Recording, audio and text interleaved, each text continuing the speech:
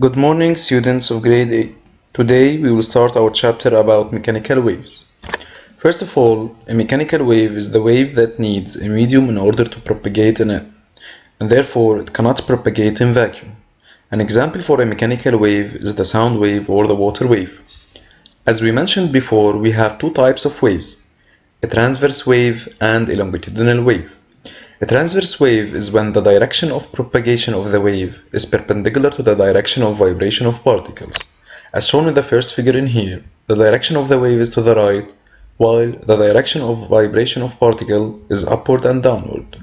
Both directions are perpendicular, that's why we say that this wave is transverse wave. The other type of waves is the longitudinal wave. A longitudinal wave is when the direction of propagation of the wave is parallel to the direction of vibration of particles. As shown in this figure, the direction of the wave is to the right, while the direction of movement of particles is to the right and to the left. Both directions are parallel, that's why this wave is called longitudinal wave.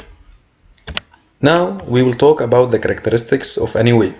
Before we start with the characteristics of a wave, we will remind you that the highest point in any wave is called a crest, and the lowest one is called a trough. The first characteristic we are going to talk about is the amplitude. Its symbol is A, and it's the distance between the equilibrium position and the crest. This is the equilibrium position, and this distance from the equilibrium position to the crest is the amplitude. Since the amplitude represents a distance, it must always be a positive value, and its SI unit is meter. The second one is the period. Its symbol is T capital letter.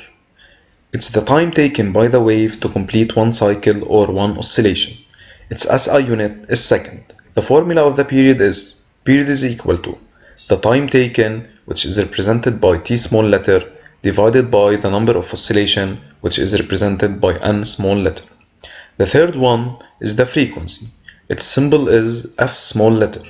The frequency F of a wave is the number of cycles or oscillations completed by this wave in 1 second.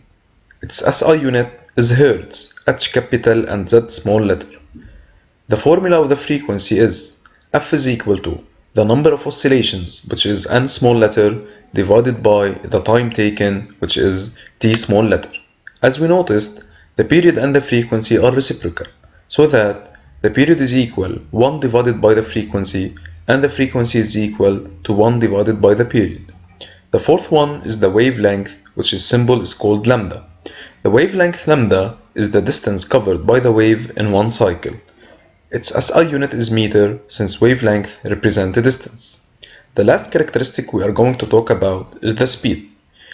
Since a mechanical wave needs a medium to propagate, so it has a speed that depends on the medium that it's propagating in it. The SI unit of the speed is meter per second. The formula of the speed is V is equal to D divided by T. D represents the distance and T represents the time. Or we can find the speed using the formula V is equal to lambda, the wavelength, divided by the period T capital letter. Or V is equal to lambda, which is the wavelength, times the frequency F small letter.